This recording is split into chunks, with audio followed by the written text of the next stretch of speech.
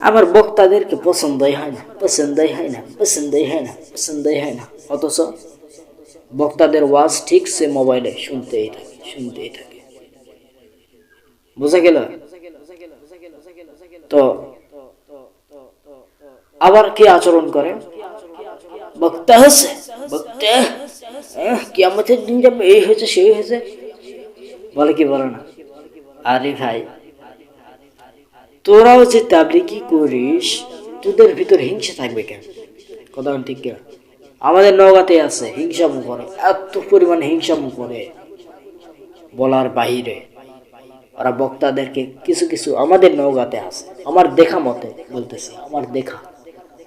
অন্য তাবলিগের ভাইয়েরা অনেক ভালো, কিন্তু আমার নিজের এলাকার তাবলিগের ভাইয়েরা অনেক খারাপ। কারণ জানেন, এরা বক্তাদেরকে পছন্দ করে না। এরা বক্তারা কি তোর বাড়ির চেয়ে কি তোর পেটের ভাত অসুখ করে নাকি? তুই বক্তারে গালি দিস, বক্তাদেরকে দেখতে পারিস না? বক্তারা কি এইরকম কি খারাপ আচরণ করে নাকি? খারাপ কথা কি প্রচার করে নাকি? এরাও তো দিনের দাওয়াত পৌঁছাচ্ছে, তাহলে আজ বক্তাদেরকে দেখতে পারে না। কথা ঠিক কিনা? আবার এইরকম কিছু আছে যে 10 বাড়িতে দাওয়াত খায় কিন্তু নিজে খিলায় না। যদি দাওয়াত দেওয়া হয়, 1 সপ্তাহ আগের থেকে আপনার সাথে এমন মিশা মিশবে বলার বাহিরে। যেই না দাওয়াত খাওয়া শেষ, তুই কে চিনে, এই ধরনের আছে। তুই শুনে রাখ, তুই শুনে রাখ, নবী সাল্লাল্লাহু আলাইহি সাল্লামের ব্যবহার কত সুন্দর ছিল, আর তোর ব্যবহার কিরকম? তাবলিগি দাওয়াত দেশ, আর যারা এরকম মিডিয়ায় দাওয়াত দিচ্ছে এদেরকে দেখতে পারিস না। তোর মনের ভিতর বিন্দু পরিমাণ হিংসা থাকলে তুই জান্নাতে যেতে পারবি না। বিন্দু পরিমাণ হিংসা, হিংসা, হিংসা। এই সাবান মাসে 2টা পয়েন্ট পাওয়া গেছে: 1 শিরিক, 2 বিদ্বেষ, হিংসা। এই হিংসা মনের ভিতর থাকা যাবে না। বোঝা গেল? এই হিংসা দূরে রাখিস, তাহলে লাভ আছে। রাসূল সাল্লাল্লাহু আলাইহি ওয়াসাল্লাম এরকম আল্লাহর হুকুম পালন করতেছে, এমতা অবস্থায় আবু জাহেল, ওয়ালিদ ইবনে মুগীরা, এরা সবাই মিলে এরকম উঠের নারী ভুঁড়িগুলি কি করছে? রাসূল সাল্লাল্লাহু আলাইহি ওয়াসাল্লাম সেজদাগত অবস্থায় ছিলেন, এমতা অবস্থায় রাসূল সাল্লাল্লাহু আলাইহি ওয়াসাল্লামের পিঠের উপরে উঠের নারী ভুঁড়িগুলি চাপায়া দিয়েছিল। কত বড় নির্যাতন করেছে, কত নির্যাতন করেছে। দেখেন, তিনি কিন্তু আল্লাহর হুকুম পালন করতেছে। তিনি কি আল্লাহর হুকুম পালন করতেছে? কত কষ্ট করছে দেখেন।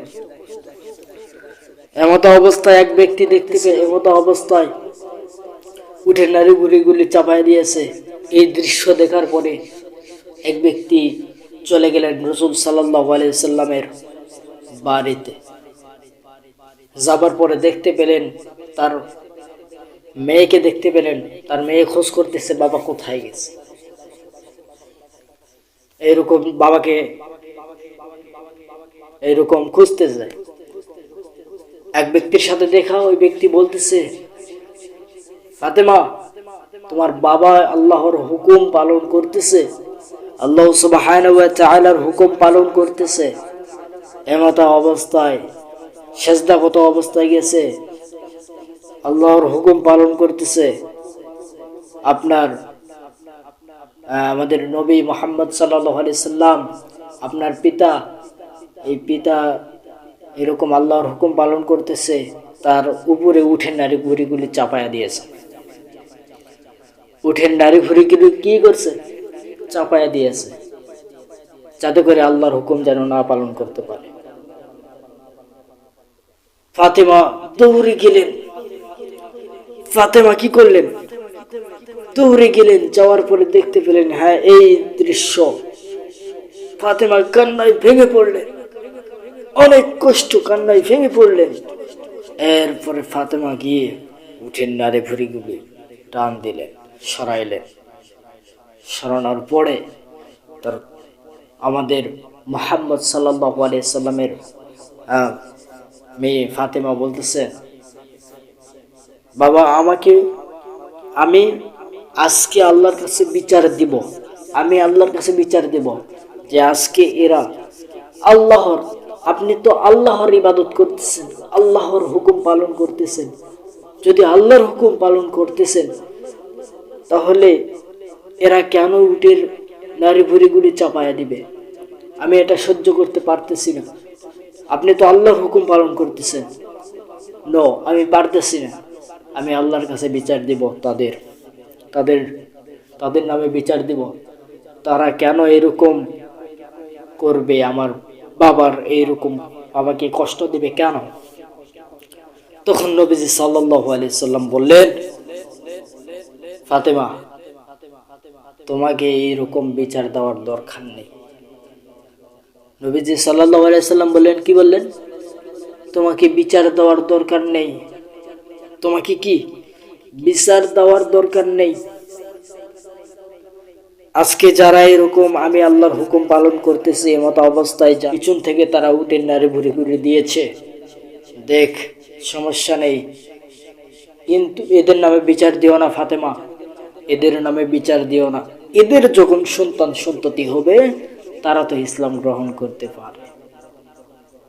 দেখছেন, নবীজি সাল্লাল্লাহু আলাইহি সাল্লাম এত কষ্টের পরেও, এত নির্যাতন হওয়ার পরেও তিনি বলছেন যে তাদের নামে আল্লাহর দরবারে বিচার করার দরকার নেই, আল্লাহর কাছে বিচার করার দরকার নেই, আল্লাহর কাছে বিচার করার দরকার নেই। কারণ তারা যখন ইসলাম গ্রহণ করে নাই, তারা যখন ইসলাম গ্রহণ করলোই না, তাদের সন্তান সন্ততি যখন হবে তারা তো ইসলাম গ্রহণ করতে পারে। দেখছেন, এটা হচ্ছে আমাদের নবী মুহাম্মদ রাসূলুল্লাহ সাল্লাল্লাহু আলাইহি ওয়াসাল্লাম।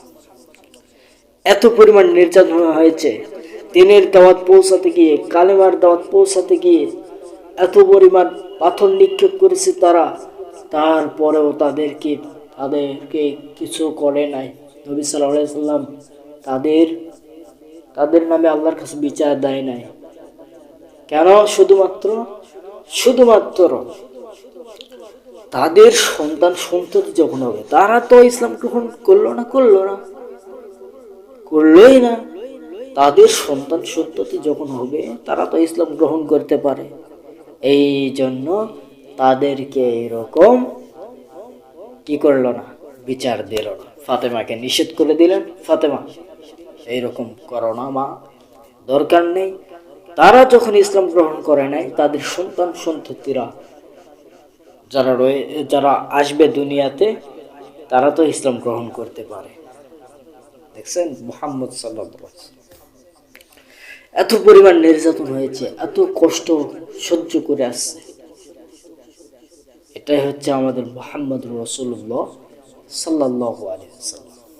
দেখেন নবীজি কত কষ্ট করেছে, কত পরিমাণ কষ্ট করেছে। দেখেন, দিনের দাওয়াত পৌঁছাতে গিয়ে কত মারধর খাইছে, কথা বলেন ঠিক কিনা?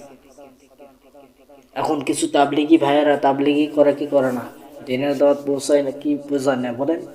অবশ্যই পৌঁছায়। এনারা যখন যায়, এনাদেরকে এরকম কিছু মানুষ আছে ভালো ভাষায় ভালো আচরণ দিয়ে, কিছু মানুষ আছে নোংরামো ব্যবহার করে কি করে না? অবশ্যই করে। আমার সাথে কয়েকজন সফর সঙ্গী ছিল, বোঝা গেল আমরা যাইতেছি, এক ভাইকে এরকম ওই যে তাবলিগি ভাইরা 3 দিনের সময় দিতে যায় কি যায় না, এরকম আমরা যাইতেছি। যাওয়ার পরে আমাদের সাথে একটা মহতারাম ছিল, তিনিও যাইতেছে। যাবার পরে ওই ভাইটিকে বলা হলো, ভাই চলেন আপনি যাওয়া যায় 3 দিনের সফরে আল্লাহর রাস্তায়। এমত অবস্থায় ওই ভাইটি বলল যে আমি যাব না, নানান বাহারা নানান অজুহাত দেখাইল। এরপরে বলতেছে আমার পিতাকে বলি, পিতা যদি অনুমতি দেয় তাহলে যাব, না হলে নাই। ঠিক আছে, আপনার পিতাকে একটু ডেকে পাঠান। পিতা আসলো, আসার পরে পিতাকে বলা হলো যে আপনার ছেলেকে আমরা নিয়ে যাইতেছি 3 দিনের সফরে, যদি দিতেন অনেক উপকার হইতো। তো এর মতো অবস্থায় তার পিতা এমন আচরণ করলো যা বলার বাহিরে। তখন আমি বললাম, প্রিয় মুহতারাম শোনেন, এটা তো কি নবীজি সাল্লাল্লাহু আলাইহি ওয়াসাল্লাম এর চাইতে বড় বড় কষ্ট অনুভব করছে। আমরা তো কি এমন ভাবে ব্যবহার দিয়ে তাড়িয়ে দিল, বলার বাহিরে। এটা তো কি নবী সাল্লাল্লাহু আলাইহি ওয়াসাল্লাম অনেক কষ্ট করেছে, আমরা তো সামান্য কি তাই? কথা বলেন ঠিক কিনা? আমরা তো সামান্য কি? নবী সাল্লাল্লাহু আলাইহি ওয়াসাল্লাম কি অনেক কষ্ট করেছে। এত মানে কিছু জায়গায় এমন সুন্দর ব্যবহার করে, অনেক সুন্দর, ভালো লাগে। আর কিছু জায়গায় গিয়ে এমন আচরণ করে, আন্দাজে আছে এগুলো কি সুন্দর আছে, এই হয়েছে সেই হয়েছে, আমি ডিগ্রি অনেক পাস করছি, এই হয়েছে সেই হয়েছে, আমার ছেলের পরীক্ষা, আমার ছেলেকে দিব না, এই হয়েছে সেই হয়েছে, এটা হান্ডি সান্ডি করে দিয়ে পারে। দেখছেন এটা কি ব্যবহার? হ্যাঁ, আমি আর এক জায়গায় দেখলাম, ইন্টারনেটে ঢোকার সাথে সাথে পেলাম যে এক ভাই এরকম দিনের দাওয়াত দিতে গেছে। যাবার পরে এক ভাইকে এইরকম দরজা খুলে বলছে, এই কে রে? এই তোমরা কে যাও? এই কয়ভাবে কলার ধরছে, ধরে এইভাবে ধাক্কা মারছে। তখন ওই ভাইটি এরকম বলছে, আসসালামু আলাইকুম। কি সুন্দর ব্যবহার দিয়ে চলে গেল। ইসলাম তো সুন্দর, যদি সুন্দরভাবে চলতে পারে। দেখছেন কত সুন্দর ব্যবহার দেখালো। তো আমরা যে কষ্ট দিনের দাওয়াত পৌঁছাতে গিয়ে যে কষ্ট অনুভব করব, তার চেয়ে বেশি কষ্ট পাইছে আমাদের মুহাম্মদ সাল্লাল্লাহু আলাইহি ওয়াসাল্লাম, আমাদের নবীজি অনেক কষ্ট অনুভব করছে। আমরা তো কি সামান্য, বুঝতে পারছেন? আরেকটি পয়েন্টে আসি। আমাদের নওগাঁতে কিছু তাবলিগি ভাইরা আছে, আমাদের নওগাঁতে এদের মনের ভিতর এমন এমন হিংসা চেপে থাকে। এদের মধ্যে একজনকে আমি পাইছিলাম, তিনি বলতেছে, আমার বক্তাদেরকে পছন্দই হয় না, পছন্দই হয় না, পছন্দই হয় না, পছন্দই হয় না। অথচ বক্তাদের ওয়াজ ঠিক সে মোবাইলে শুনতেই থাকে। বোঝা গেল? তো আবার কি আচরণ করে? বক্তা হচ্ছে, বক্তা কিয়ামতের দিন যাবে, এই হয়েছে সেই হয়েছে, বলে কি বলে না? আরে ভাই, তোরাও যে তাবলিগি করিস, তোদের ভিতর হিংসা থাকবে কেন? কথা ঠিক কিনা? আমাদের নওগাঁতে আছে, হিংসামু করে, এত পরিমাণ হিংসামু করে, বলার বাহিরে। ওরা বক্তাদেরকে কিছু কিছু আমাদের নওগাঁতে আছে, আমার দেখা মতে বলতেছি, আমার দেখা। অন্য তাবলিগের ভাইয়েরা অনেক ভালো, কিন্তু আমার নিজের এলাকার তাবলিগের ভাইয়েরা অনেক খারাপ। কারণ জানেন, এরা বক্তাদেরকে পছন্দ করে না। এরা বক্তারা কি তোর বাড়ির